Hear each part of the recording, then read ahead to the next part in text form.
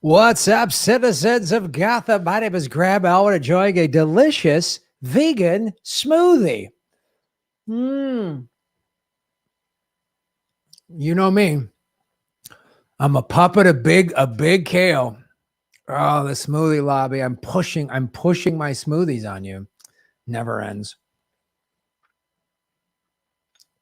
So lately, as I've said, at the store, they had this kind of blocks. This is a smoothie shadow. Smoothie shadow, smoothie shadow. If I could be a vegan smoothie, I'd wear a smoothie all day long. Jim Croce. Moon shadow, moon shadow. So at the store, they didn't have unsweetened organic almond milk. They didn't have it. So they had macadamia milk at the Costco, which I've never had before. And it's delightful. Organic unsweetened macadamia milk. I wouldn't get any of the milks that are sweetened. I would always get the unsweetened if you're going vegan milk. A handful of frozen organic strawberries, handful of frozen organic mango, frozen power greens, vegan protein powder, because I am in the pocket of big vegan protein, and a spoonful of unsweetened organic peanut butter. And then you blend that shit up.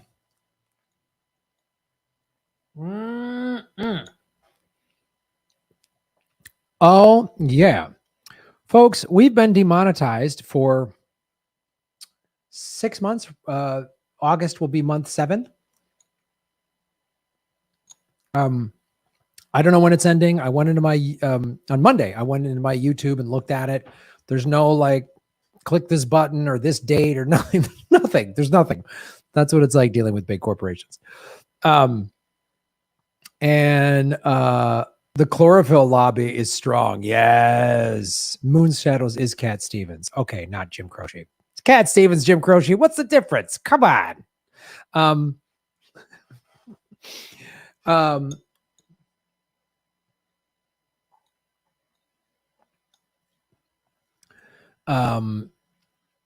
So yeah, man, that has just sucked. And so support us at patreon.com/Graham Elwood, rockfin.com/Graham Elwood. If you go over to Rockfin, Monday nights, we do a Rockfin members only stream, which is really cool. A lot of level-headed, reasonable people are there.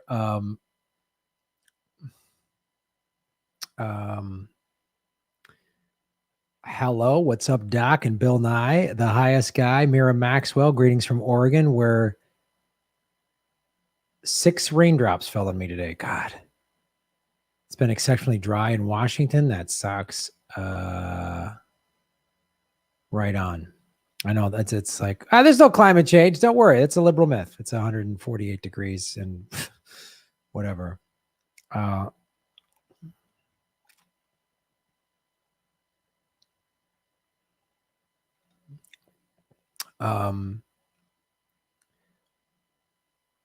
But Graham, go.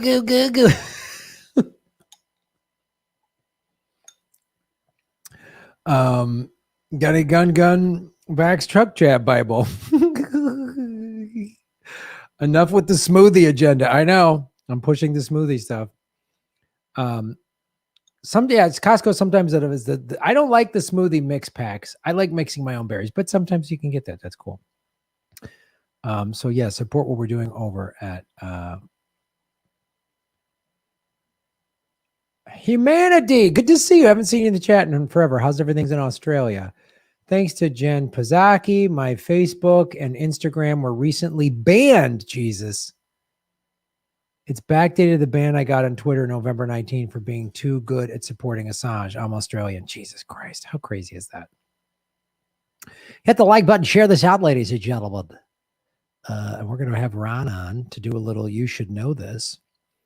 Again, my apologies. I've just been busy with other things, booking this tour and doing other stuff that it's just been a little hard to get contestants, which is really on me. I wait too much till the last minute. I wait till like a couple of days before, and I need to like start emailing people like a week or 2 in advance. It's my fault.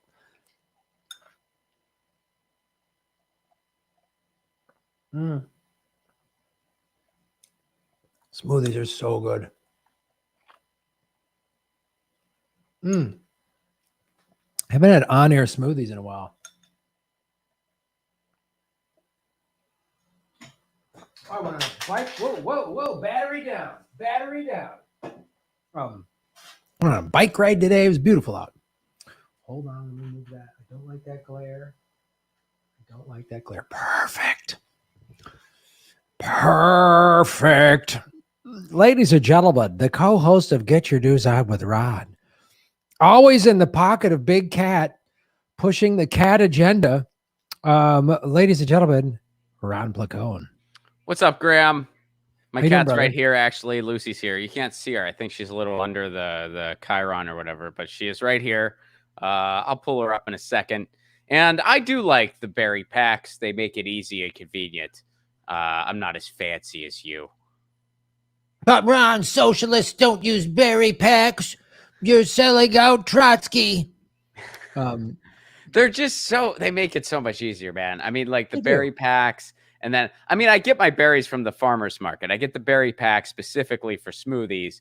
And then I like a little bit of protein powder, a little bit of almond milk, and the world keeps spinning.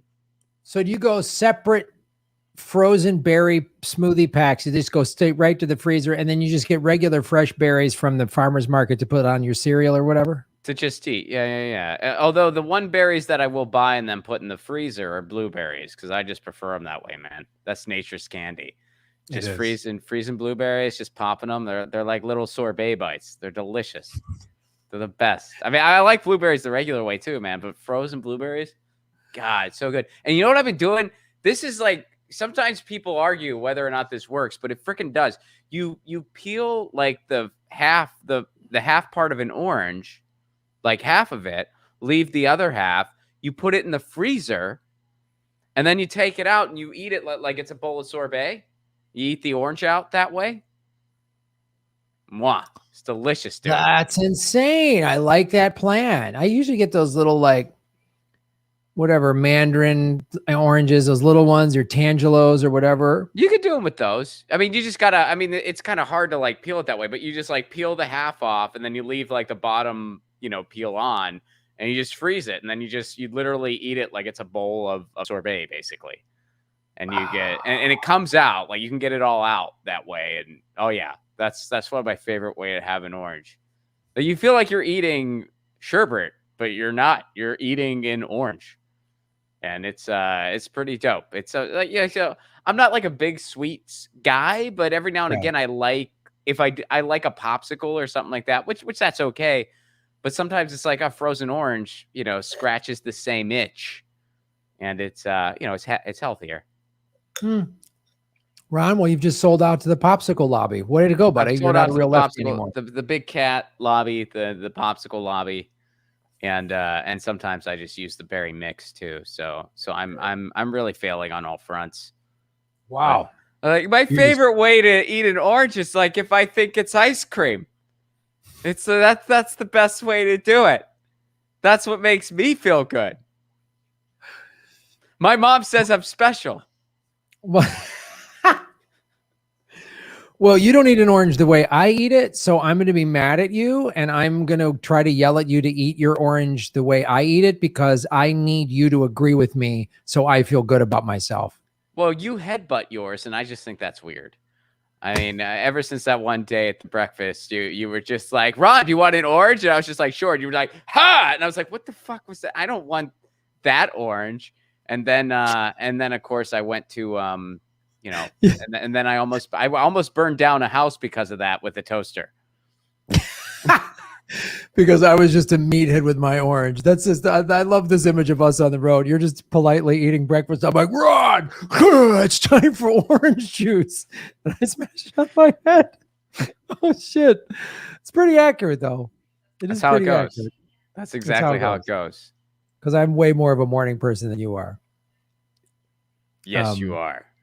Yes, you are. Like way more. I don't know how. You're just like set, and you're operating a big vehicle, and that's just got a forklift in the lobby of the hotel. Yeah, you're like operating a forklift. I'm barely awake, and you're just like, yeah, Ron, time to frickin' I just it's 7 a.m. I just laid some cement. We're gonna go now. I'm like, all right, dude. I guess I'll see you in a couple hours.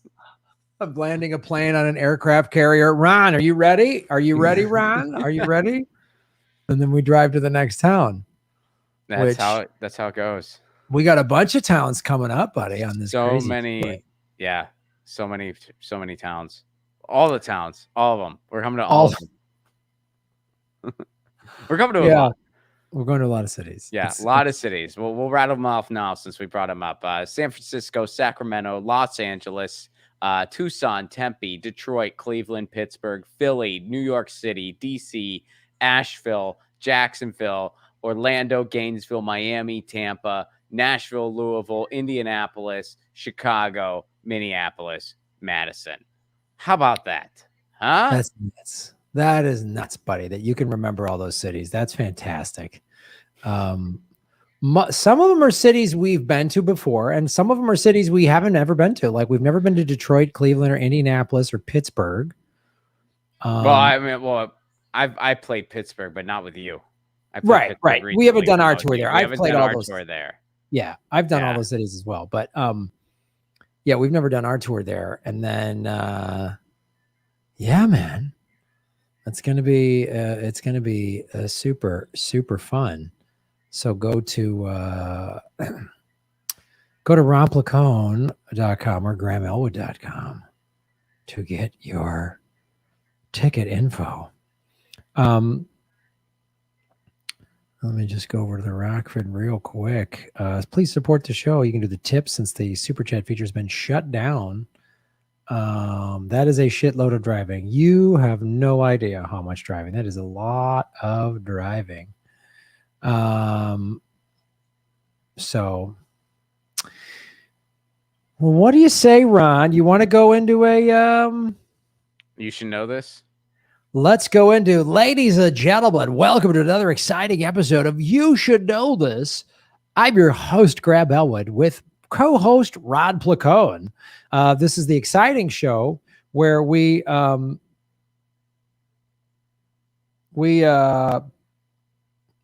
is a very, very knowledgeable about music, and I don't know that much about music. And I'm very knowledgeable about movies, and Ron doesn't know that much about movies. So we pick. Usually Ron starts and picks a lyric from a song, and I try to guess it, and he gives me hints if I can't get it. And then I'll pick a line from a movie, and everyone in the chat is usually screaming what these things are. So, yeah, usually it's something I should know that I don't. It's yeah. I don't know. We'll see how it all shakes out. My movie knowledge is pretty. Sometimes I get it. I mean, there's times where like I'm like, oh, I know that one. Like I'm just like, oh yeah, Sandlot. I know that. That's that is definitely, that's the Church, the B horror flick from that's Fellini. I know that one. That's I occasionally get them. That's Fellini. Yeah, you know a lot of Fellini movies. I've only watched one, and it was pretty freaky. I watched it in college because I went on a kick where, when I was studying Italian, and there was this really cool. I actually should be better with movies than I am. In Bloomington, Indiana, there used to be this really cool independent movie store called the Cinemat, which ironically enough is now the Comedy Club. That's where the Comedy Club is now. Oh, no way. That's the Comedy Attic. Yeah, that used to be a really hip video store. And now it's a comedy club, which is also still cool, but the video store was really neat. And that's what it was when I was there. And, so I would like rent a lot of Italian movies to try to get good at Italian. That was like one of the things I did. I had a membership. You get a membership where you got so many movies per month or whatever. Oh man. You'd think I'd be better with movies, but nah. I know, that's amazing that membership didn't translate help. No, because I'd get weird, like I'd get these Italian films and then this like obscure horror stuff. And one of the guys who worked there like played in like a local band that I listened to. So he would recommend like this weird stuff and I would just watch that. And I don't know, the world kept spinning, man. And I never saw Wall Street. Well, I miss, I mean, now it's all online, but and there are some of them still out there. There's not a lot of them anymore, but I really miss those old school video stores. There was one actually in Santa Monica called Vidiot's, and now it's like a pet food store or some shit. But, and you would go in there and find these really obscure VHS tapes or DVDs. And, that's how you got to see obscure films, is you just went to those local stores and they would have, and I would always tell people that's where your education starts. I mean, for me, that's where a lot of my film education started, when we got a VHS player in the 80s when I was in high school. I was like maybe 8th grade. I can't remember, 8th grade or high school. I was 13 or 14 and we got our first VHS player, which probably cost like $600 or some insane, like $1,000. Man. It was like that used to nuts. be cutting edge.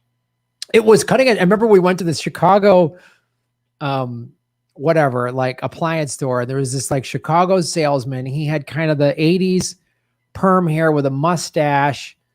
And then he had a members only jacket and he had a Chicago accent. He was like, and he was pressing, he goes, stereo, hi-fi, stereo. You hear the difference? Stereo, hi-fi. And none of us could hear the difference. And we're like, this is a cutting edge appliance. The great thing about this is it's got a remote control. You put the tape deck in there, and it's just crystal clear. And so we got this. And then once we got that, then we got a membership to a video store called Video Sonic that was in Rogers Park, just down the street from where we lived in Evanston. And that is where my education. Now, my parents admittedly took me to a lot of R-rated movies when I was a kid in the 70s that I probably should not have been. I should not have seen. But it was that in the 80s in high school where we had this membership, and I would rent all of these. I remember I got on a Dustin Hoffman kick, and I found like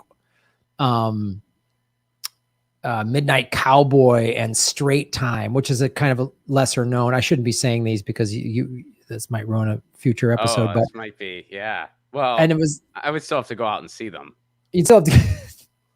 So it's not like if you say a title, I'm gonna be like, I know what a quote. I know what that is, and like sure, all these amazing movies from the 60s and 70s and even 80s, I would then watch on VHS in my home at my mom's house. And it was I loved that store. I loved it so much. And this is of course back in the day when then there was like an adult movie section in the back that you had to be 18 and you couldn't go in there, and only like older guys with those like zip up boots had, you know what I mean? It was really, yeah, that's some creepy shit. You saw some rain jackets and stuff. Them just walking out there. And I remember like peeking in there, just seeing like some of the boss, like, what is this? And then when I was 17, a buddy of mine in high school had just turned 18, and he's like, I can legally rent him. So one night he rented some porn and we watched it. And it was really weirded me out, man. I was like, it was weird. I was like, what? I didn't get it at all. It was like creepy. I think we all have those memories of childhood or at least like people who didn't have like before internet, right? Because like, I mean, I remember, yeah, you have that moment where you're with some of your buddies and you're like 11 or 12 or whatever, and you're together watching porn, and that is a strange experience. Like oh, we're watching this together like that. Yeah, together. That's totally bizarre. Or there's like there's a magazine buried in the woods somewhere that you keep hidden, and you go to the porn shack. And then it's like, and then later, as technology advanced, we had the dial-up days where you would get a bunch of your buddies and, you would wait a solid 45 minutes and that topless photo of Cindy Crawford would load and you'd be like, oh, it's done now. Those are boobs. This was, I can't think of a better way we could have spent this afternoon. This was, I think 12. It shouldn't be so easy that you can just get it on your phone now. It should be you had to go to a creepy store and bury the magazine in the woods. Like, it's too easy. It shouldn't be this. You kids have it too easy. You didn't have to earn your porn like we did. There's a comic, God, I forget his name now. Oh, I'm blanking on his name. God, this is not my joke. Because he talked about this in his act, and he goes, in the old days, if you wanted to watch a or see a photo of or a video of a guy having sex with a chicken, you made it yourself. You know, like that was. It's not my joke. Oh, I'm blanking his name, Chris. Oh man, he's gonna be really mad. It's not my joke though. That's Chris Port. No, not Chris Porter. Dang it.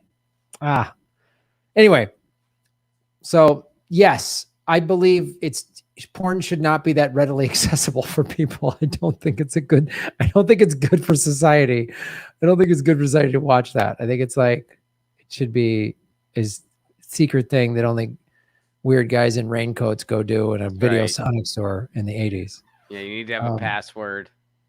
And then you go. So anyway, you should know this movie. This is why I'm good at. This is the movie section of. I'm good at. You should know this because of Video Sonic, basically. I like how you said that's where the education starts. Like, this is where the education starts. What, you mean a library? No. Video frickin' Sonic. Video Sonic on Ridge Avenue and Rogers Park, which now I think it's a dry cleaners or something.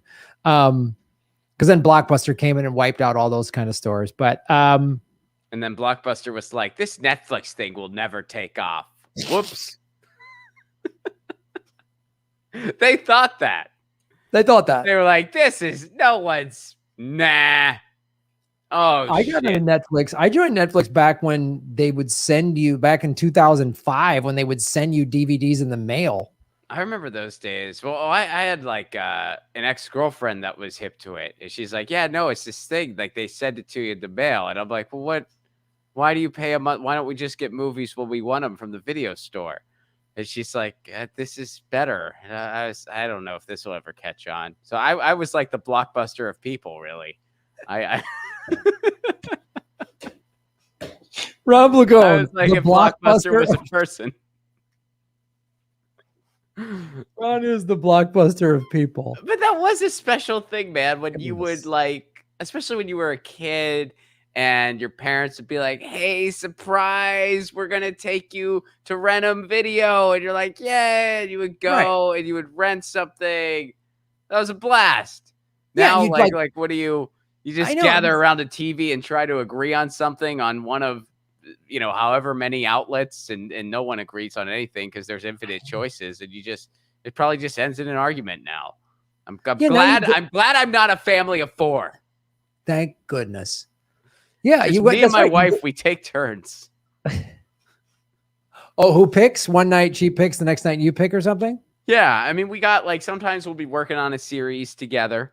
Because we're both big TV people. And but then for movies, it's like she'll pick, I'll pick. We kind of take turns. All right. Yeah. Yeah, I do miss going to the Blockbuster. I remember that. You'd pick the movie and then you'd get popcorn, or maybe you'd pick up a pizza or something. You know what I mean? Like it was candy, whatever. Mm-hmm. It's a whole night. Well, I think there's one Blockbuster left in like Oregon or something. So maybe we can all move there and have Blockbuster nights. Yeah. I think there's like one left. There's one. Wow. No, I'm pretty sure. Like, there's like one, because like every now and again there's like an article about it, because there is one Blockbuster that's still going. That's like, people still like it. And I guess enough people in the town have that nostalgia, and they keep it afloat. Wow. So there must be then one like DVD repairman or something in that town too, or something. There's one DVD repairman in the town, one dude that is always wearing a raincoat and goes, what's in the back? And they're like, you got to leave. And that's the town. Oh. Everyone knows everyone. They all say hello. That's great. It's good times. Well, Ron Placone, what is you should know this. Maybe we'll do two of them. I don't know. We'll see how fast they go. If we both bang them out quick, we'll do two. But all right. We're probably not, though, because it always takes me forever. But here's yours. You ready? I'm ready, Ron Placone. Want to put my tender heart in a blender, watch it spin around to a beautiful oblivion. Rendezvous, then I'm through with you. Beautiful oblivion. Wait.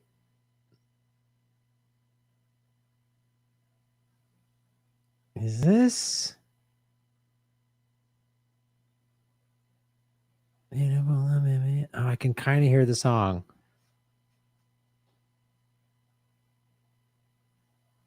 It's not Blink 182, is it? No, but you are 90s. I knew it. I could hear this lyric. I know this. I hear it. 90s, very 90s. So that's that you're warm. You're off to a good start.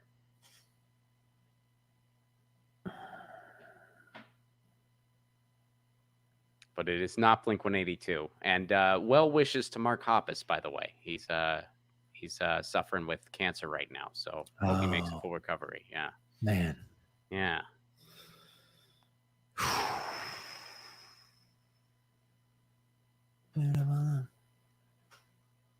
This isn't it's 90s.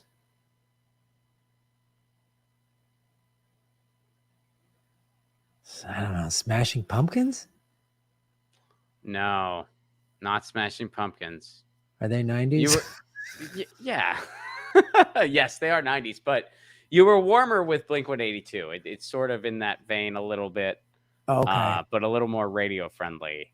Blink 182 is very radio friendly, but this was like a big radio hit. Yeah, it sounds like it. Oh man, I can hear the rest of the lyrics on the tip of my tongue.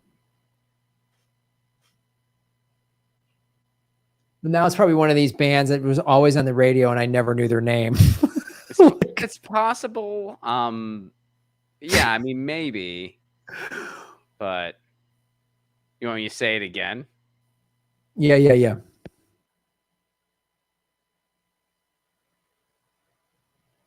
You're muted for some reason, Ron. Did Lucy mute you? Yes. Am I back now? Yeah, you're back. I love it when your cat mutes you. It's the greatest thing. She's pro censorship all this. Hang on. Wow. I don't know what's going on. She's what happens when you're in the pocket of big cat. They can just censor you whenever you want. Ron. I think Facebook hired her or something. Like all of a sudden she's just like, it's time for you to stop talking. And she just kicks that cable out. She's meow. Like, yeah. Well, actually, it's usually her tail that does it. So I don't think it's intentional. I think it's like she's just so comfortable and she's like, fuck this cable, and just knocks it out. Ron, that's the lies big cat wants you to believe, that they don't have control of their tails and we're that's all wagging tails, just wigging around, knocking out cords, and we're all just supposed to pretend it's normal. Come on, buddy.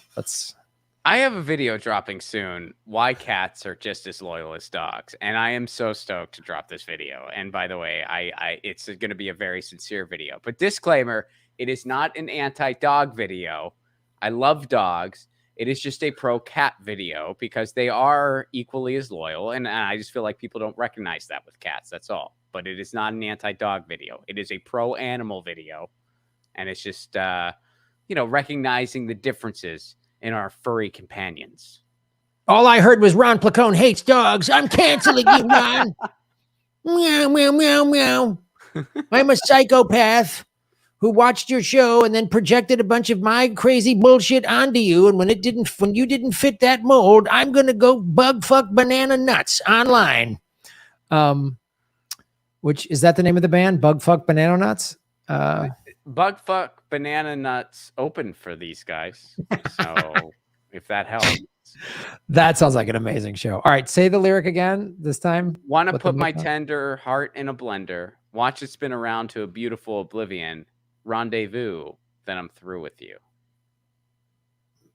I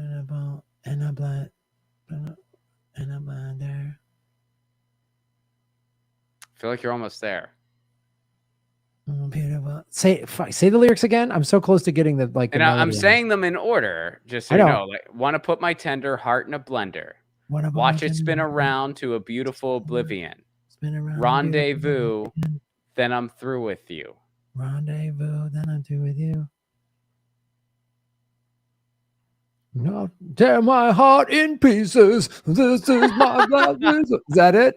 That's not something you should know. So no, that is not it. Damn it. So now I think it's that song. No offense to that song. I'm just not a fan. But yeah. But this song I do enjoy.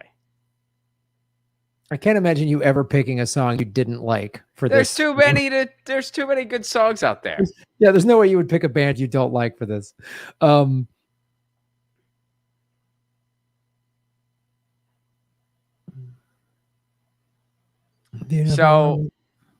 90s, that's a big hint. They're kind of one-hit wondery. Like they haven't had anything quite as commercially successful as that song. They've had other, smaller hits, but that was their big one. This might give it away, but I'll throw this as a hint. They are really tearing it up on Twitter. Very funny Twitter account. There's no way I would follow a band on Twitter. Like I don't know anybody. I mean, all right, but you might have seen them around.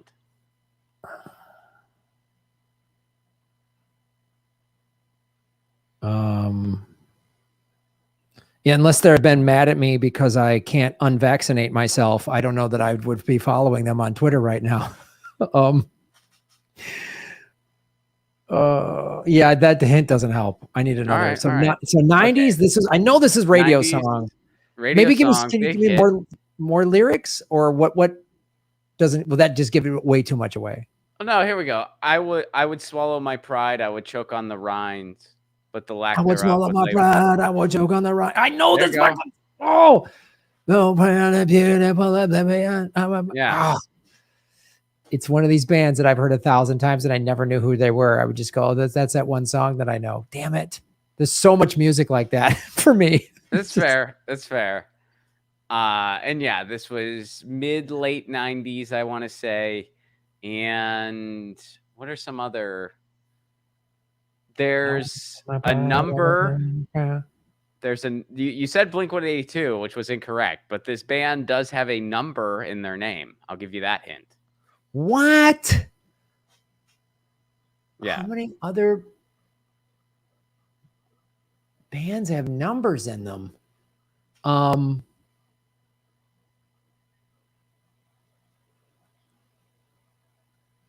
Just trying to think of 90s bands. Suicidal Tendencies. There's no number in that, right? There is no number in Suicidal Tendencies. Correct. 2 words, no numbers. Are they like Suicidal 5 Tendencies or something, Ron? Isn't that their original band name?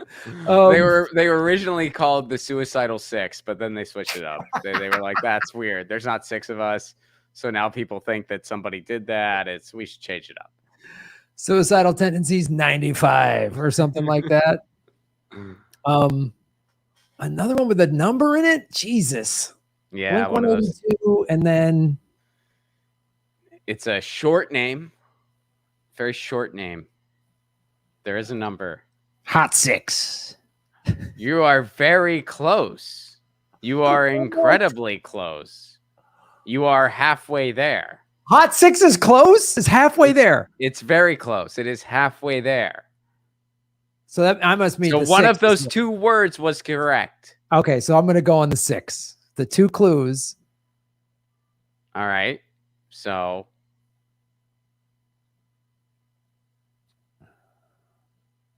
6pence, none the richer. Dude, you had like a 50-50 chance. You chose the wrong one.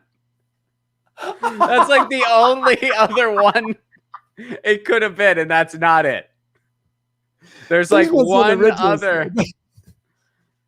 Yeah, they were 90s, I'm pretty sure. Didn't they do that song like, hey, Geppetto, where are you going? Is it them? Is that one of them? I know like Kiss Me Beneath the Milky Twilight. That's their one hit. With She's All in the She's All That movie. Great movie. That's got to be on a future. You should know this. She's All That. That's Freddie Prinze. Come on. Oh, one of those Freddie Prinze classics, man. He was churning them out in the 90s. Oh my God. All those teen movies where they're just like, it's going to be like Shakespeare, except we got some 27-year-olds playing high school kids. It's a hit, baby. And they were enjoyable movies if you were that age. I mean, in middle school, I watched that stuff. Back to the top of the conversation. Here's what those movies were for. They knew that they might not do great at the box office, but they would do blockbuster, pun intended, at video rental. There were certain movies that the studios began to realize, like Adam Sandler movies, they knew stoners were going to rent those. Like, oh yeah.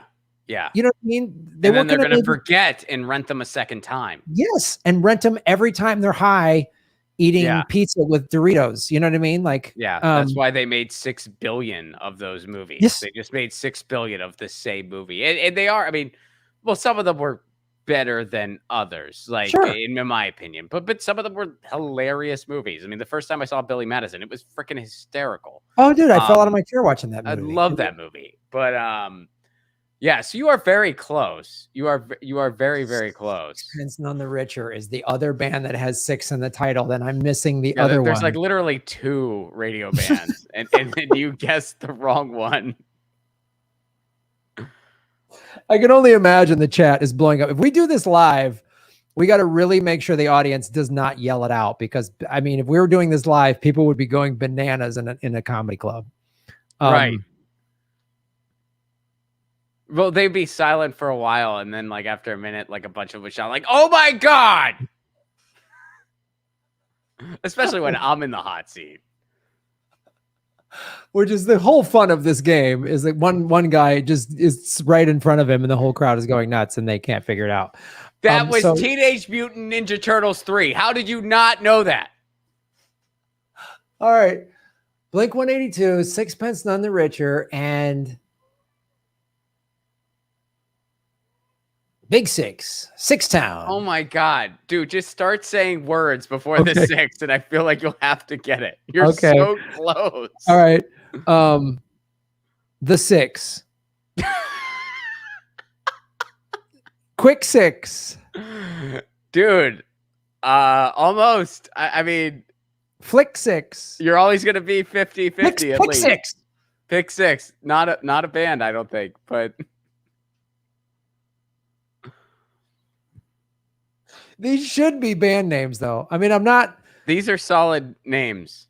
These are these are solid names. Just put words in front of Simple 6. Simple 6. That'd be a good band name too. I mean, you're just coming up with solid band names, really. I mean, none of these are it, but yeah. Simple 6 sounds more 80s, like Simple 6. Yeah, like they toured with Flock of Seagulls. Yes. Yeah. Simple 6. They're a hair band. Definitely. They are a hair band. They're a hair band. They have the big hoop earrings. They tour with, All right. Sad 6. No. Can't 6. Can't 6. No. All right. It's short 6. 3 letters. The first word is 3 letters. Okay. Yeah. And it's not the. Okay. Fox. Act 6. Act 6. No. R6. No. Hour 6. Hour 6. No. I feel like you might just not know the band name at this point. I mean, I feel like maybe why would you think that, Ron? I've only come up with half of the band's name and I still can't get it. It's just like it's just like it's like U2 and I'm like R2, I2, R2D2, R2D2, beep boop beep boop. Is that one of their songs?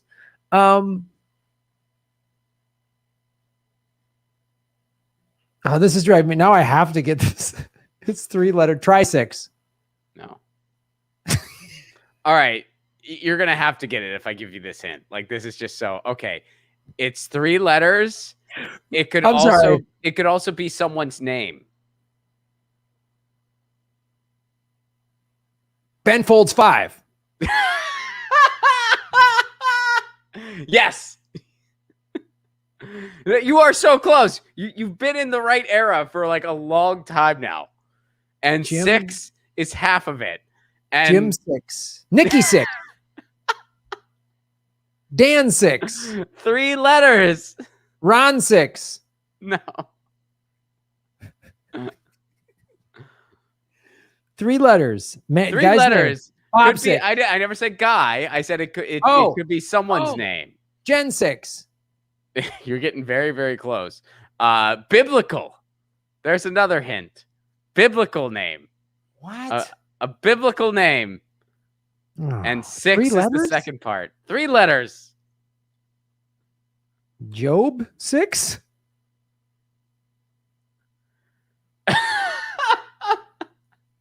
You're getting very close.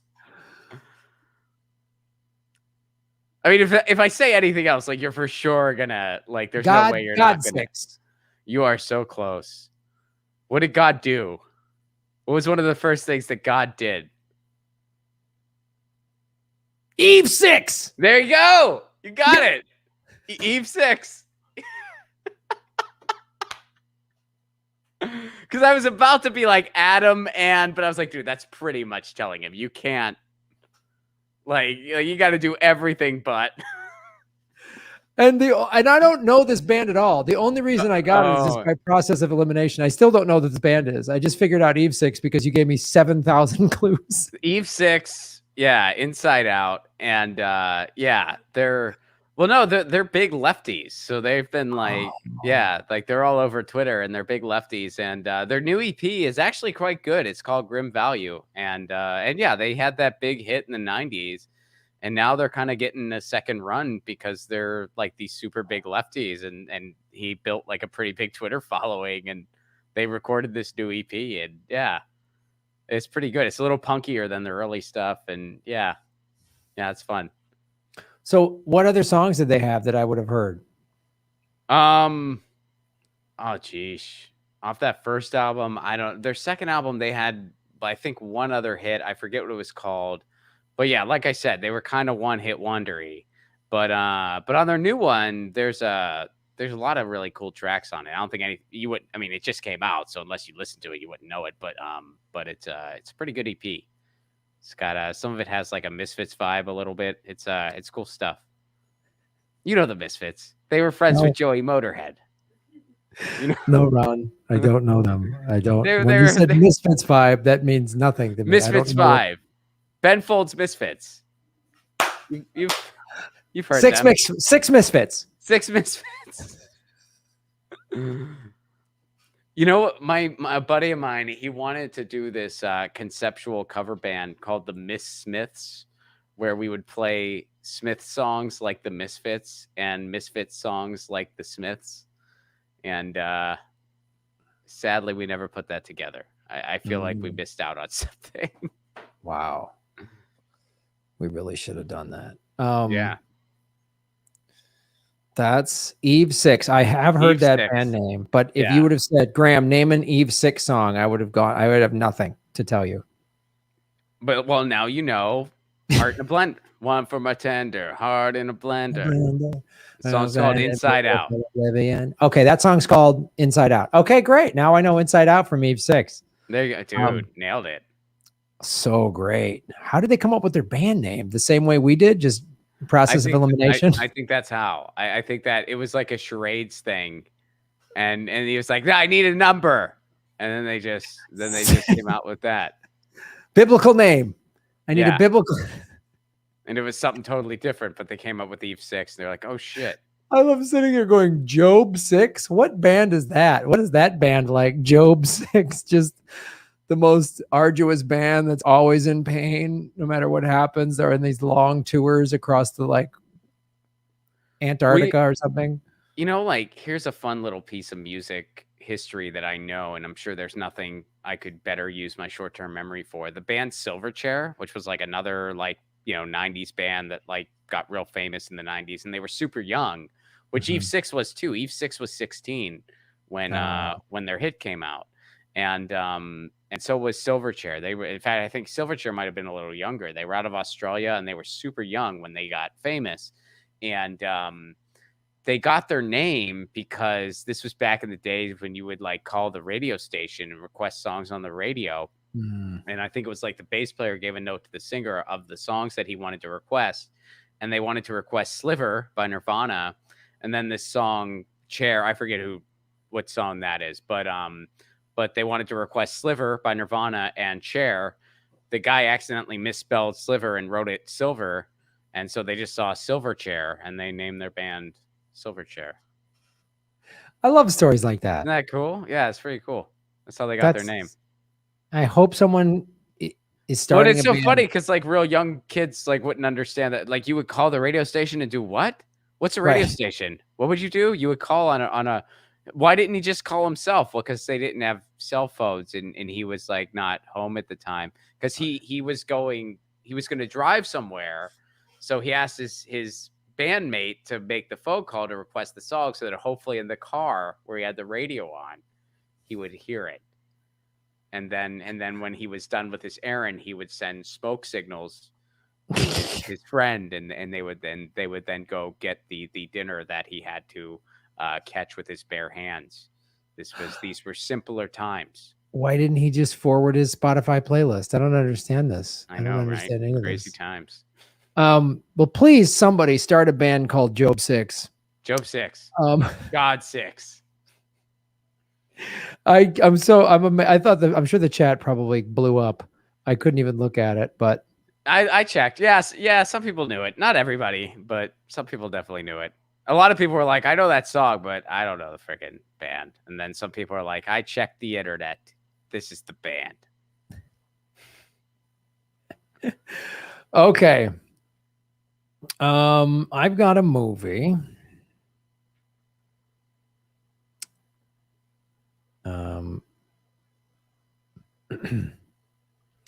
All right.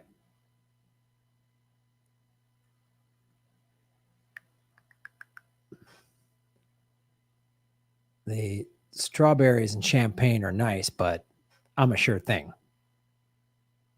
Oh shit. Oh, I know this one actually. Damn it.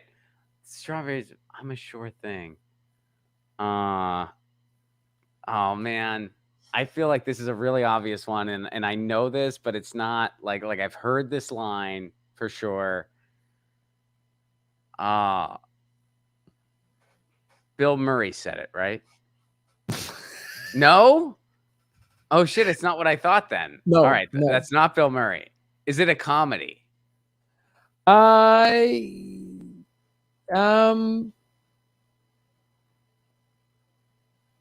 Yeah.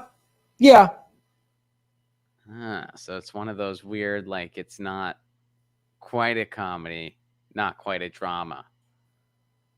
All right. Strawberries and something are nice. Or wait, what was the line again? Strawberries and something are nice. Strawberries and champagne are nice, but I'm a sure thing.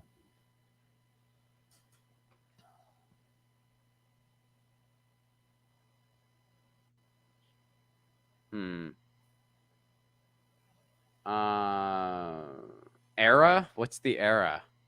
So it is early 90s. Early 90s. Okay. I mean, it is a comedy. We can. I'll give. It's a romantic comedy. Rom-com. Okay. Early 90s rom-com.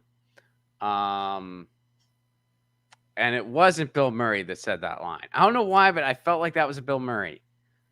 So Bill Murray is not in this movie. Bill Murray is not in this movie. Okay. Was it like a Bill Murray-esque actor who said the line? It's a dude who said that line, right? No? No. All right. So I have no clue then. It's not what I thought it was. So a woman said this line. Rom-com.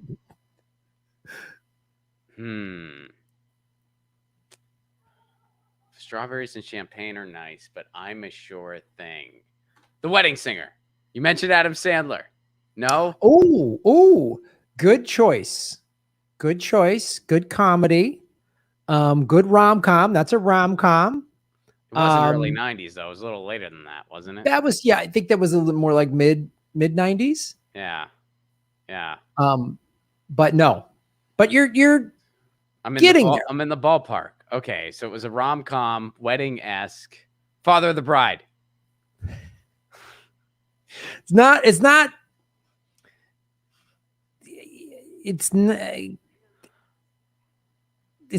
I wouldn't. Wedding is too. It's not wedding-esque. It's not wedding-esque. It's just rom-com-y. Right. I would say. Well, here's the thing. I would say it's actually.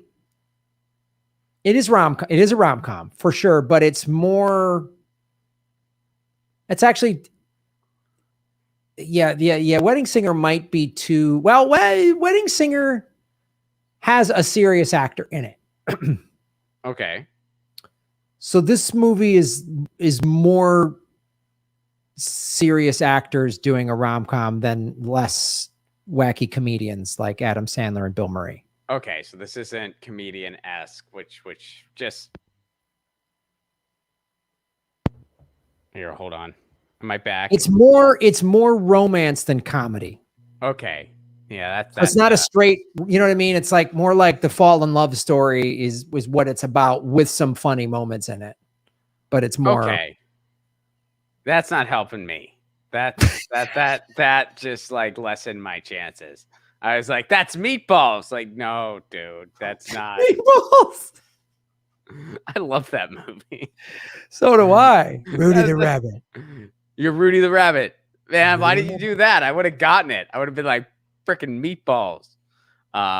So there's that scene in Meatballs when Bill Murray, and I'm paraphrasing this, when he's talking to the parents at the beginning of the movie, where he's like, something about, we get the kids a prostitute and see who can score the most. Yeah. He bullshits them because he's talking, he like sabotaged the rich kids camp. Yeah, the rich kids camp. Yeah. He's like, we import 200 prostitutes from all over the world. And it's like, they're all just listening like, oh, wow. There's that's an 80s comedy, but there's a hint of that. I mean, so this is sort of in that vein a little bit, although not a straight up comedy, more of just a romance. And they talk that about subject is in this. Sure thing. The Punisher. No. They made a Punisher movie in the early 90s. I do remember that movie. Yeah. Yeah, with it was a weird one. God, I'm blanking on the name. It was yeah, I'm not gonna know. The actor that was in Hung, that HBO series. God, what's that actor's name? He also played Roger Maris. No, he played Mickey Mantle. All right. Back to this movie. So 90s rom-com, more rom than com.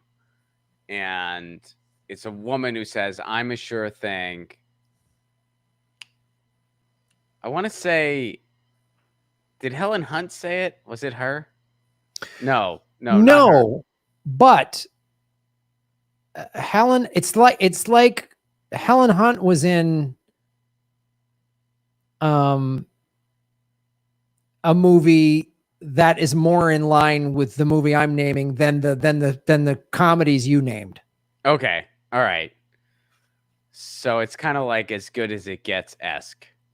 Okay, so you know what that movie is. Yes, it's more like that. That's two solid actors in a romance story that has funny moments in it, but it's not a wacky comedy like Meatballs or. Okay, but it's early 90s.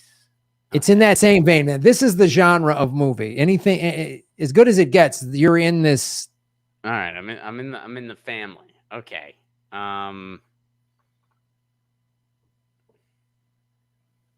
It Takes Two. No, sorry, I'm dropping. Is that close? Am I getting warmer? I don't think so. I'm trying to remember. It Takes damn it. Two. They made that like twice. Early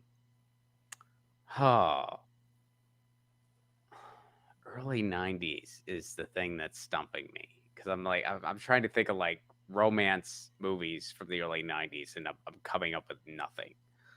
Because like whenever I think early 90s, I think like just the stuff I was into, which was, like Ninja Turtles and shit like that. Yeah, it was a huge blockbuster. I mean, it was like, okay, it was big, man. And it was like, it had a little controversy in it surrounding it. A little bit. Well, what was the controversy? Or would that give it away? Kinda, yeah. Oh, okay. Huh. All right. Shit. Early 90s, controversy, romance, champagne, but I'm a sure thing. Pretty Woman. Yes. Boom. Yeah. That's it. Yeah. That's it. Yes. Dude. Oh, I got one. Yes. Directed by Gary Marshall. And is this fun loving movie, but everyone was like, wait a minute, it's glamorizing. It makes the life of a prostitute seem like this fun thing. And you're just going to meet a rich guy, and prostitutes look like Julia Roberts rather than like women that have been pimped out because they got a drug addiction or what, you know what I mean? Like it Sure. really, a lot of people were like, what? This is what Hollywood's depiction of prostitution is. And you know, Julia Roberts is the fun-loving prostitute, and Richard Gere is the rich guy. I would, if you would have said either of those two actors, I would have gotten it right away. Okay. That would have, yeah, I would have gotten it. I mean, it's good you didn't. Like, it was more fun, but yeah, I have seen Pretty Woman, so yeah, but yeah, it's weird. Like, you associate. Sometimes you like mix up lines or whatever. But yeah, okay, cool, awesome. Yeah, because that's part of the thing. I was like, when you were like Bill Murray, I'm like, no, it's Richard Gere and Julia Roberts. It's directed by and Gary Marshall. You know, most of his movies have funny moments in them for sure. And he'll have some comedians in them, like Jason Alexander's in this movie. He has a bit part. It's before Seinfeld blew him up. And he's in it. And I forget some of the co-stars that play her friend, Julia Roberts, Richard Gere, Lauren San Giacomo, she was in it. Hector Elizondo was in it. Yeah, Jason Alexander. Larry Miller's in it. So there's funny moments, like that scene where she's going to buy stuff and Larry Miller comes up to Richard Gere and he's like, Richard Gere says to Larry Miller, I need more sucking up. And he's like, well, sir, not only are you a strong and professional, good looking man. He goes, no, not me, her. This is Larry Miller plays this great shopkeeper that's just excited about getting a bunch of commissions because Richard Gere brings her in there and is like, she can have whatever she wants. And she buys whatever, 10 grand worth of clothing or something like that. Yeah. And then they're in the hotel room and he orders strawberries and champagne. And she goes, you know, the strawberries and champagne is nice, but I'm a sure thing. Nice. All right, man. Dude, that's the quickest you've gotten one, I think, in a long time. Unless I knew it right away. There's been a couple where it's like I actually did just know it, but with exception of that, yeah, this is the quickest I've ever like gotten to it with some shepherding. People put the Time Bandits, Deuce Bigelow, Male Gigolo. People are putting in the chat. Yes, those are all very good choices, very noteworthy. Folks, hit the like button, go on and go over to rockfin.com/Graham Elwood. We have 190 likes. Let's get the likes up to 200, everybody. And support what we're doing. Coyote, well, these are great choices. What's the fun? It's like sometimes you'll make up band names. So I'll just like say movies that I know are not the answer, but I feel like I should just say something. So just pull out some goofy, like, yeah, this is a ridiculous, like, Bring It On Part 2. Well, that's the best part is just like the whack. If you don't know it, then then say a funny band name, like say a funny title. Not? Like why not? Why not? That's go for the joke. So I don't know. You want to do another round or how you doing? You got to get going. Let's do one quick one. Because someone brought it to my attention that there's something I should acknowledge. So okay. Let's do it. Let's do a quick one. Well, we won't take as much time. We'll just let the other one know if they don't know. But okay. I'll go first. You ready? Yeah. You must been round that Texas town. You know what I'm talking about. Just let me know if you want to go to that home. And I can't say any more because I would say the title, but. Texas town? You must been round that Texas town. You know what I'm talking about. Just let me know if you want to go to that home. They got a lot of nice girls. Oh, the Dixie Chicks. No. Well, you got a nice girls. So now that's ZZ Top. Yep. And the song is ZZ Top goes to Texas or whatever. Well, they live there, so they probably went there quite often, but I mean, first of all, yeah, you nailed it with the band. The song, I mean, this was a big hit, and they're singing about a place. You know what I'm talking about. Just let me know if you want to go to that home outside. Wow. They got a lot of nice girls. ZZ Top. Something about they don't say that, but rock and roll, driving a crazy car. I don't know. That'd be fun. That'd be great if those were the actual words. They just say the name of their band and the genre they play. 4 guys with beards. There were 3 of them, and only 2 of them had beards. But you got it. But they had like a backup guy, like a guy on the bench for basketball, in case the guy got injured, right? They had a backup top. I don't think so. I think it was just the 3 of them. And the ironic thing is that Frank Beard is the name of the drummer, who also was the only member of the band who didn't have a beard. His name was literally Beard. He didn't have a beard. Yep.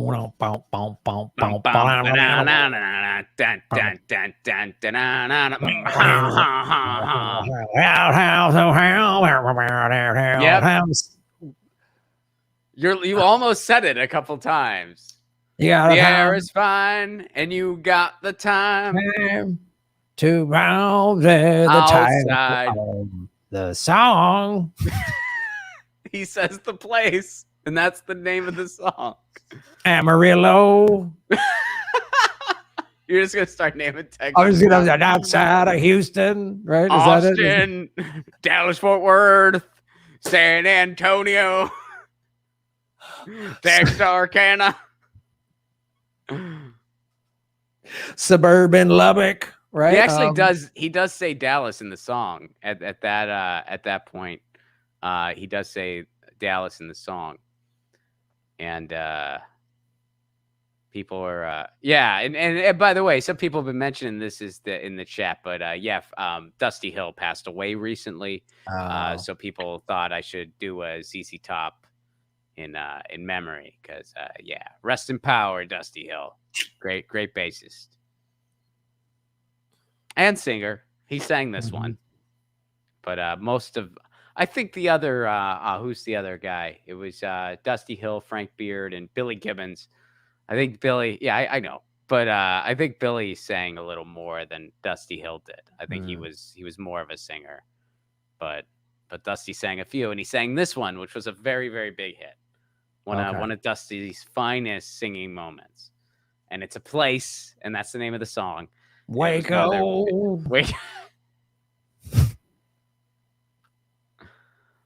To that home outside. Outside. You know what I'm talking about. You know what I'm talking about. To that home. Well, I've heard the song 1,000 times. I've heard the song 1,000 times. That home outside. The ranch. Dude, you're so close. That's literally, it sounds like that. Yes. Home outside. The farm. You almost said it the first time. The ranch was close, and you were like literally making the sound of like the word. The barn. All right, what's another way to say the if maybe you're speaking a different language? El Dorado. Now you're further. Sounds like it actually does sound like the range. It sounds a lot like that, but it's not. God. I know I've heard the song 1,000 times.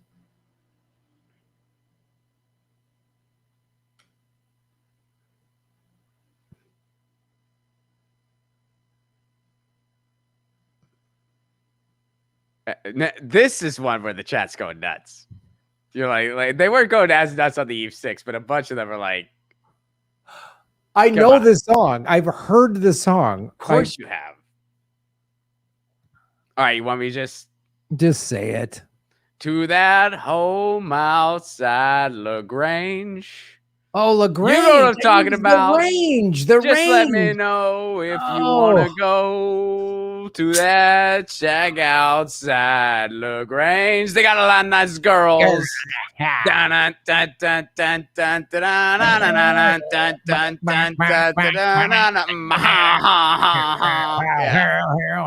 Dude, all the That's years a I've great heard that song. song, I thought he said the range.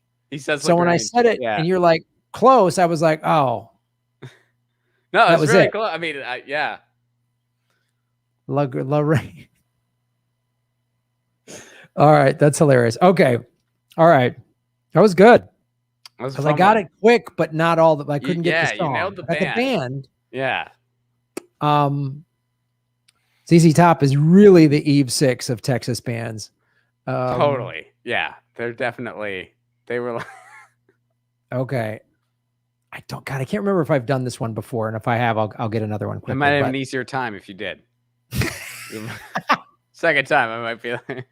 I'll be like, Wall Street. Yeah. Greed is good. Which one, Ron? Okay. You got any Beemans? Yeah, I got me a stick. Loan me some. I'll pay you back later. Fair enough. Ooh. City Slickers. Is that it? Did I get it? No? No. Damn it. All right. No. But this is 80s. 80s? Early I'm 80s. thinking comedy. No. Okay. Okay. Let me some Beamers. I'll pay you back later. Fair. Okay. 80s. Not a comedy. That's probably gonna knock me out of the running real quick. Okay, I'll give you it's a biopic. It's based on real people and real events. It's based on a book, actually. It's the same name of the book. The book of the movie is the same. The Outsiders. Book. Oh, wow. Good choice. No, the S.E. Hinton book. No, they made several of the S.E. Hinton books into movies, but Outsiders is not it. Is not the movie I'm talking about. But it's in that. It came out in that time. All right. It's not in that. It's not in that genre though. It's not. Okay. Outsiders is the right time the movie came out. It's based on books that came out in the 70s. I think this book came out late 70s, and then they made it late 70s, they made it into a movie in the early 80s. My Girl? But it's not My Girl. No, it's not My Girl. No. That's way later. All right. Was a book in the 70s. But I'll say this. The Outsiders is based on some people, but it's not a bio. Right. Okay. It's not a biography. So the movie I'm talking about is a book about a biography about a certain group of people during a certain time in history. Okay. Biopic. I can give you another line. All right. Yeah. Hit me with another line.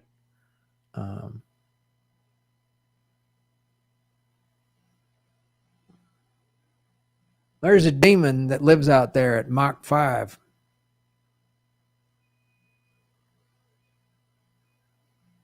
Oh, shit. There's a demon that lives out there at Mach 5. Early 80s biopic. Is this like a culty thing? Like, is this like a cult that happened? No, it's not. It's not a cult movie. It was a big deal when it came out. Because the book was a big deal. It was kind of a big event, kind of a movie, like Helter Skelter. Oh, wow. No, but you are. I'll tell you what. Helter Skelter the actual events took place in the 60s. These actual events from this book took place in the 60s. Late 50s, early 60s. The movie about it came out in the 80s. The book was like in the 70s, but it's about, and like Helter Skelter was big news. This was big news. This is big news. 50s, 60s. There's a demon at Mach 5.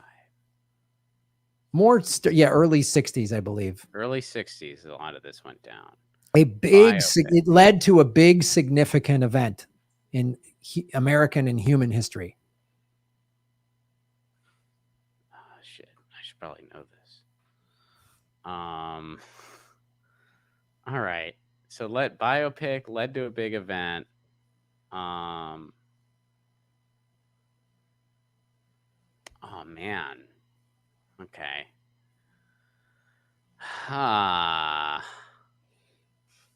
like drawing a blank now. Like I'm like, what happened in those decades? Like a ton of stuff. That's what. Well, but I'm like drawing. Something big happened at the end of the 60s that this led up to. This book was about the early days of this big event that happened at the end of the 60s. And that this one event actually happened in 1969, the big event. And this was about the people in the beginning of it. Electric Kool-Aid acid test? What the fuck is that? Well, that's a book, but I don't know. I just took a wild guess that they made a movie out of it. No, it's not counterculture. I mean, this is like... Oh, it's not. Oh, okay. No way. Okay, because I was thinking maybe this was something in the Woodstock family. No. Yeah. But it happened that... around then. Well, the big event. So this book is about the early days that led up to the big event. So, for example, if this movie, and this is just an example, if this movie was about Woodstock, or if this movie and book would be about the early days of the music industry in the 60s that led to Woodstock, it would be that. Okay. Does that make sense? Yes. Okay. So this is like, okay. And there's been plenty of movies and stuff made about this big event that happened in 1969, just like there's been plenty of movies about Woodstock. But the movie that I'm talking about was what led up and the people that got us to this event.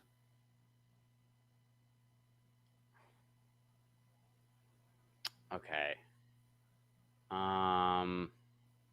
Not JFK. Is the chat going nuts? Is everyone like, dude? Some people are getting it, some people are not. Okay. I didn't think this would be as obscure, but it was a big deal when it came out. So it's not JFK, but Kennedy is mentioned in this movie because he says something pretty significant that fuels this story. Okay, so this likely has something to do with the moon landing. Oh man, so it might be one of those things. Like I'm not aware of like the name of the movie. All right, so it came out in the 80s. It's I'm gonna say it's probably based on the moon landing. It's not based on the moon landing. It's the people that got us to in the early days. That's why I thought you would get this, because it's a book, and I know you read a lot. But this is yeah, but biopic. It's a book, and it was written in the 70s about something that happened, about what happened in the 60s, having to do with the moon landing. Geez, what would that title be in that case? I feel like when you say it, I'm gonna for sure know it, but I'm like, yeah, I know when I say it, you're gonna go, oh, yeah.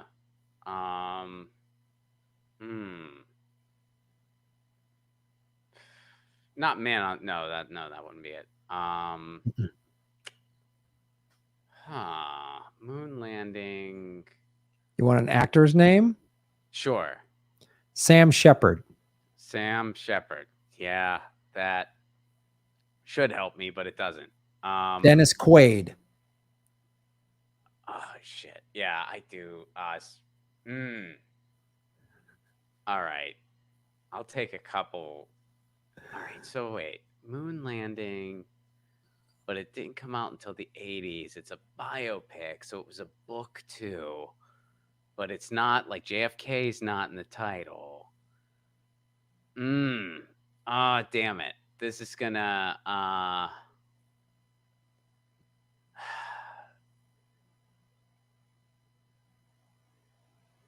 I don't know, man. Yeah, you're just gonna have to tell me. All right. The book and movie were The Right Stuff. Oh, I wouldn't have gotten that. Really? Never? I would not have gotten that. No. Oh, wow. That's fascinating. Yeah. let me bring that movie up. That movie was, so The Right Stuff, Ron, is about all of the test pilots that were in the early days of the space program. And let me write this movie. So apparently it was the same author who wrote Electrical Light Assay Test. That's what someone in the chat saying, that it was the same author. Yes, Ron, that is correct. The Right Stuff came out in 1983. And it was directed by Philip Kaufman, adapted from the book The Right Stuff, and it won the Academy Award for Best Music. It starred Ed Harris, Scott Glenn, Sam Shepard, and it was the actual Chuck Yeager. Sam Shepard played actual Chuck Yeager, who was this amazing test fighter pilot in the 50s, but he didn't get to go do the moon thing because he didn't get to go in the space program because he didn't have a college degree. And so, so it's like when JFK said, we're going to put a man on the moon by the end of the decade, not because it's easy, but because it's difficult. So the movie kind of starts with that, Kennedy saying, we're doing this. And then it shows sort of the behind the scenes and all these guys, what they had to go through. And the first one that got shot into space. And first, that we were in the space race with the Soviets. So Yuri Gagarin was the first human being in space. He was Russian. And they're like, oh shit, the Russians are beating. They put Sputnik in there and we were behind. And then Yuri Gagarin went and we put up a chimp, and it shows us like we were behind. And then it's really about the story of these guys that were like fighter pilots and test pilots, and Sam Shepard played Chuck Yeager, and he'd go, hey, Jimmy, you got any Beemans? Yeah, I think I got me a stick. Loan me some. I'll pay you back later. And he'd do it every time he flew. Man, I feel too bad we don't care about being so behind on healthcare. That'd be nice. We should care about that. It's back when astronauts were about the betterment of mankind, not just billionaires flying their dicks around space. Yeah, flying their dicks around, barely even going anywhere. Yeah, going up for 4 minutes and then coming down with a cowboy hat and getting high-fived by your staff that you pay to high-five you bag of shit. Yeah, the worst. But yeah, The Right Stuff. Either read the book or watch the movie because I'll check it out, man. I will check it out. Yeah, you're right. Someone in the chat wrote Chuck Yeager broke the sound barrier. He was the first guy, and I said it wrong. Mach 5 was Mach 1, I think, is the sound barrier. And they're like, and there was all about like no one's gonna break. I would have gotten it had you done that line right. That was the big. That's what tripped you up. I'd be like, The Right Stuff. That's my. You said Mach 5. Yeah, and they talked about all this like there's a demon that lives up there at Mach 1, man. The sound barrier, like it was all this great. Crazy. It's yeah. It's a cool movie. So check that out, ladies and gentlemen. That's another exhilarating episode of You Should Know This. Chuck Yeager said he broke the sound barrier by flooring it when the cockpit started to shake instead of letting up like everybody else. Ooh, great quote, Mira. That's great. Yeah, he broke the sound barrier. So, all right, Ron Placone, where can people check you out, man? Check me out on all the socials at Ron Placone, youtube.com/Ron Placone. I'm also on Rockfin, Ron Placone, and ronplacone.com, where you can pick up tickets to our upcoming tour dates. And we're going everywhere. We're going to San Francisco, Sacramento, LA, Tempe, Tucson, Detroit, Cleveland, Pittsburgh, New York City, Philadelphia, DC, Asheville, North Carolina. Don't wait. We're going to the Midwest, Nashville, Louisville, Indy. We're coming to a city near you. A lot of cities. Check it out. ronplacone.com or grandmawood.com for those tickets. Thank you all so much. That is Ron Placone, everybody. And you should know this. All right, buddy. We'll see you later. All right, man. Peace. Let me just check the calendar. Next Thursday is my birthday, August 5th. So I am taking that week, the 5th through the 8th off. So there will be no show next Thursday. And that's it. All right, everybody. That is the show. Thank you, everybody, for tuning in and watching. Yes, have your papers ready. that is our show. Everybody, thank you everybody for tuning in. And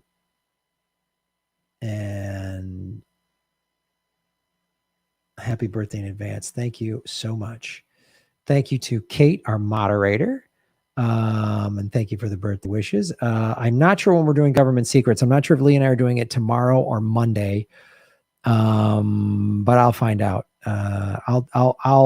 And if you subscribe to YouTube, I'll put it up there earlier, and you should be getting a notification. Also, follow me on the Twitter where I announce live show or live streaming, and then also I'm on TikTok at Graham Elwood and Instagram. And then Monday we do Monday night Graham's Late Night Crypto Lounge. So check that out. Thank you all so much for watching. You should know this. Shave your knuckles for justice.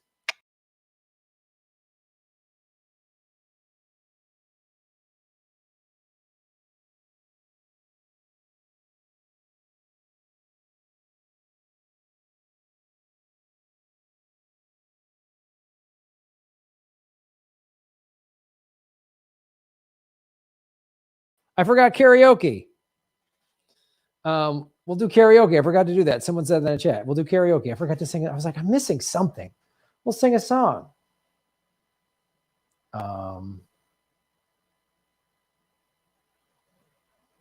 Let's see.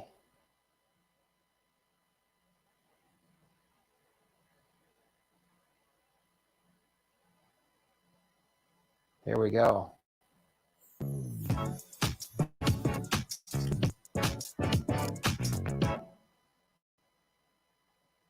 Let's go. Hold on, everybody. Oh, sorry, Frank. All right, strong form.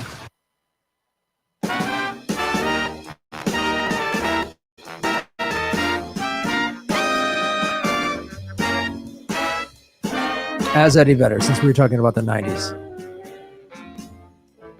For once in my life, I have someone who hates me. Someone I hate his her. For once, unafraid, I can go where life leads me. Someone I know, I'll be sure. For once, I can touch Jeremy with my heart. He's a dream long before I knew someone more like you could make my even flow. For once in hell, I won't hell it hurt me, not like it hurt here home. For once, I got him who desert me, and I'm not here home. For once, I can see this is mine, you can't take it. As long as I hurl, I got love, I can make it. For once, it's my hurt. I love him, but he's here.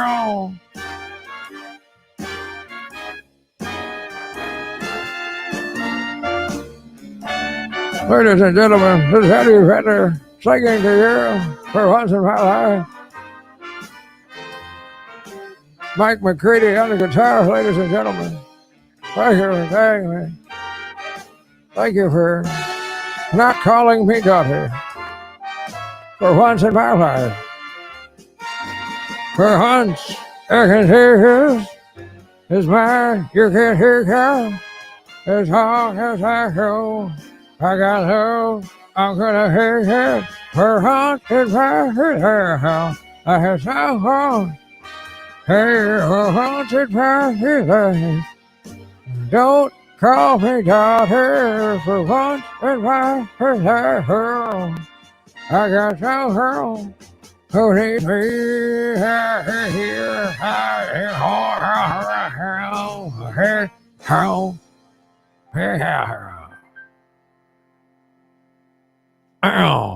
Ladies and gentlemen, that's our show. That's our show now. I forgot the karaoke. My fault, ladies and gentlemen. So excited on a You Should Know This that I forgot karaoke, ladies and gentlemen. Thank you all so much for wish I was special fucking grandma loser.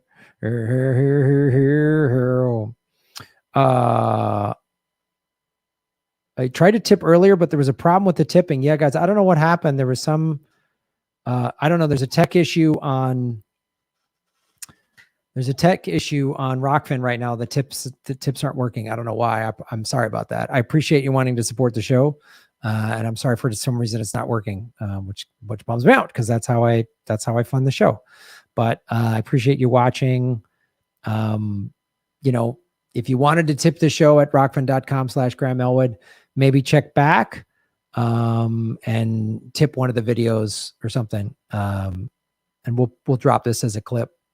The whole live stream will be we'll put this up as a clip tomorrow, and it'll stay up. I'll keep it up free tonight if you want to tip it later. All right, everybody, that's the show. I woke your cat up. I'm so sorry. A magazine buried in the woods. Sounds like Eddie Vedder meets Bane and a little bit of Ray Charles. I don't know. I don't know where I was going. It's like when Bane and when I do Bane, it sounds like Sean Connery. I don't know. It goes all over the place. We all know my voices aren't great. 254 likes. Outstanding, everybody. This was a lot of fun as always. And thank you to Kate, our moderator.